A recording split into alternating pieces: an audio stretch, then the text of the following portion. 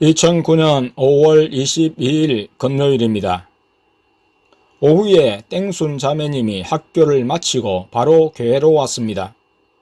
밤 시간에 둘째를 통해 유아실에서 이야기하고 있는 땡음 형제님이 보이지 않았습니다. 어디에 있는가 해서 사택을 가보았더니 예수님이 둘째를 통해 땡음 형제님을 불러 사택방에 있게 하셨다고 했습니다.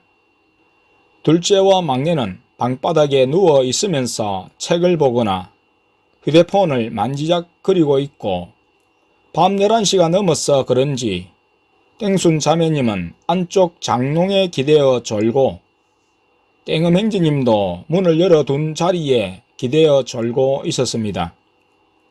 남녀가 한 방에 어색하게 앉아있는 장면이 마음에 걸렸습니다. 왜 땡음 형제님은 여기 앉아있어요? 했더니 예수님이 있으라고 해서 앉아있다고 했습니다. 하는 수 없이 나는 유아실로 갔습니다.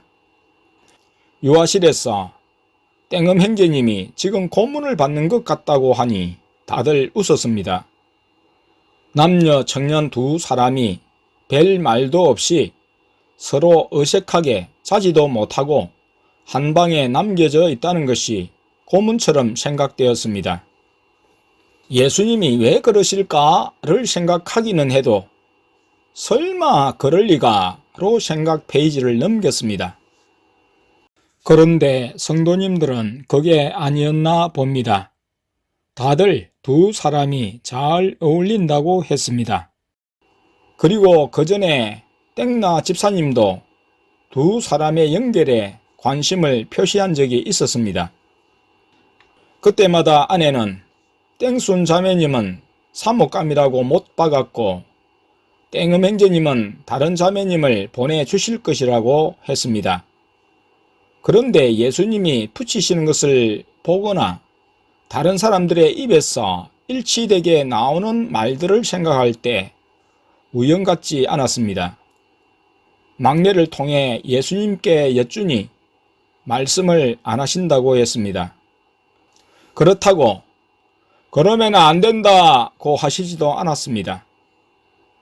토요일 밤 시간에는 성도님들이 두 사람이 잘 어울린다는 말과 어젯밤 두 사람이 같은 방에 있게 하신 예수님이 하신 일을 말해서 아내도 같은 생각이었는지 땡음 형제님을 불러 몇 달 전에 땡순 자매님이 형제님을 짝사랑한 것을 말해 주었습니다. 그때 예수님은 교회 올 때마다 자매님으로 빵을 사들고 오게 하셨습니다. 우리 가족은 그렇게 좋아하지 않는 종류의 빵이었습니다. 그런데 나는 눈치채지 못했지만 아내나 막내, 둘째나 첫째는 눈치를 챘다고 했습니다. 우리를 위해 사오는 빵이 아닌 것 같다고. 땡음 형제님이 빵돌이라 할 정도로 빵을 좋아했고 은근히 형제님을 향한 마음의 표현으로 보았다는 것입니다. 그런 사실을 눈치채고 어느 주일에 아내가 불러 물었습니다. 그랬더니 예상대로 그런 것이었습니다. 그때는 사역이 무르익기도 전에 청년 남녀가 눈이 맞아 연애하는 것은 말도 안 되는 일로 보였습니다. 아내와 나는 두 사람의 나이 차가 크기 때문에 반대했음을 말했습니다. 땡음 형제님의 영적 상태가 회복되지 않았을 때이기도 했습니다. 그리고 우리에겐 딸 같은 땡순 자매님이 육신적인 사랑에 치우쳐 감정적으로 빠져드는 것을 제어할 필요성도 있었습니다. 그런 이후 자매님은 감정을 표시하지 않고 형제님을 조용히 끄는 것처럼 보였습니다. 땡순 자매님이 가졌던 감정을 이야기해 주면서 땡음 형제님의 반응을 살폈습니다. 형제님은 언감생심이라 생각할 수도 없었다고 했습니다. 하지만 자매님이 자신을 좋아했다는 말에 얼굴이 활짝 패였습니다. 생각지 않게 듣는 말이라 생각이 필요한 듯이 말했습니다. 하지만 이내 자신으로서는 너무나 귀한 자매이므로 그렇게 된다면 감사할 뿐이라고 했습니다. 형제님은 30대 초반이며 자매님은 20대 초반이기 때문입니다. 두 사람은 연애로 사귀는 것이 아니라 결혼을 생각하고 사귀며 절대로 헤어지는 일이 있어서는 안 된다고 일침을 놓았습니다. 예수님이 영안이 열리면 땡음 형제님은 도망간다고 했는데 예수님이 땡순 자매님을 결혼 상대자로 붙여주심으로 형제님은 도망갈 수 없게 되었습니다. 유아실에 모여있는 성도들 모두가 두 사람의 연결을 기뻐하며 후원했습니다. 막내와 동갑인 목사님 딸 땡땡도 좋아하며 형제님을 놀렸습니다. 23일 주일 밤에 땡음 형제님과 땡순 자매님을 유아실에서 아내와 성도들이 정식으로 붙여주었습니다. 자매님도 형제님을 좋아한다고 했습니다. 이전에 조용히 끝내라고 했을 때 겉으로는 끝낸 것으로 알았지만 여전히 속마음은 형제님을 좋아하고 있었던 것이었습니다. 아내가 형제님의 무엇이 좋아서 그러냐? 땡순 자매는 참 눈이 났네 하며 웃었습니다. 땡음 형제님도 이제는 속으로만 아니라 겉으로 좋음을 표시했습니다. 앞으로 두 사람에게 닥칠 일들은 두 사람이 헤쳐나가도록 말했습니다. 25일 월요일 밤에는 막내와 친구 땡땡과 두 사람과의 문자를 터주는 역할을 했습니다. 땡음 형제님의 휴대폰을 달라고 해서 형제님이 보내는 것처럼 하며 땡순 자매님에게 문자를 보냈고 답장을 받았습니다.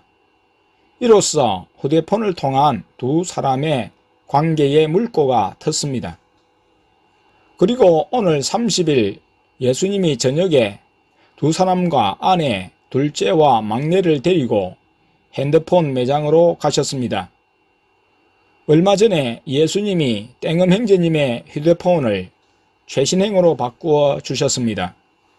그런데 마침 땡순 자매님의 휴대폰이 고장이 났는데 휴대폰을 땡음 형제님과 같은 기기로 사주셨습니다. 핸드폰 액세서리도 같은 것을 사주시고 그리고 요금은 커플 요금제로 하게 하셨습니다. 예수님이 두 사람의 사귐을 공식적으로 인정하시고 후원하심을 드러내신 것입니다. 그리고 저녁 식사는 땡음 형제님이 월급을 받고 예수님이 짝으로 맺어주신 것에 감사하여 땡땡군에서 한턱 내었습니다. 예수님이 행하시는 일을 보며 다들 땡음 형제님과 땡순 자매님의 사귐을 축하했습니다. 2009년 5월 24일 주일입니다. 주일 오전 예배를 시작하기 전에 땡 목사님의 여동생이 예배에 참석했습니다. 예수님이 찬양을 인도하시고 성경 본문을 창세기 43장 1절에서 13절까지를 주셨습니다. 목사님의 여동생은 목사님을 통해 예고가 되어 있었고 주간에 11조도 보내왔었습니다. 예수님이 초원교회로 오게 하셨음을 고백을 통해 듣게 되었습니다.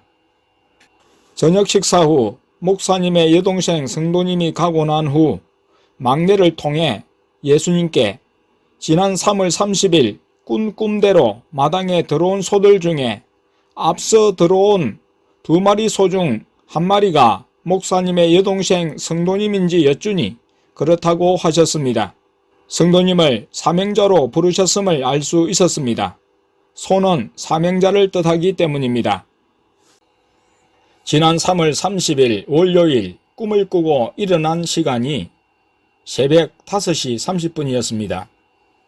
시골집 애양간에는 새끼가 있는 소 1마리가 매여 있고 짚을 먹고 있었습니다.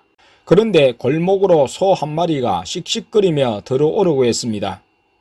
집 안으로 들어오기 전에 웬 소인가 생각하고 손바닥을 쳐서 내쫓았습니다.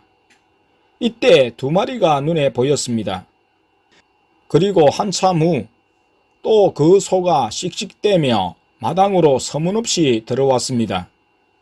역시 손바닥을 마주쳐서 내쫓으려 했으나 눈도 깜짝하지 않고 겁도 먹지 않고 마당으로 들어왔습니다. 오히려 내쫓으려 한 내가 그 기세에 눌려 뒤로 넘어졌습니다.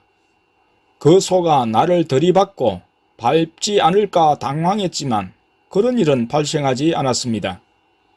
들어와서는 마당에 얌전히 주저앉아 쉬었습니다. 내가 일어나 마루에 가서 앉아 소를 지켜보았습니다. 뿔을 보니 암소였는데 목에 갈기도 있었습니다. 외양간 소가 먹는 여물을 뺏어 먹을까 생각했는데 얌전히 앉아 있었습니다. 이 암소와 함께 다른 큰 소인 2마리 암소들도 함께 들어와 마당에 앉았습니다. 하나님이 불가항력적으로 소 3마리를 몰고 오셨습니다. 내 소가 아닌 것으로 알고 내쫓으려 했으나 막을 수 없었습니다. 하나님이 하시는 일이었습니다.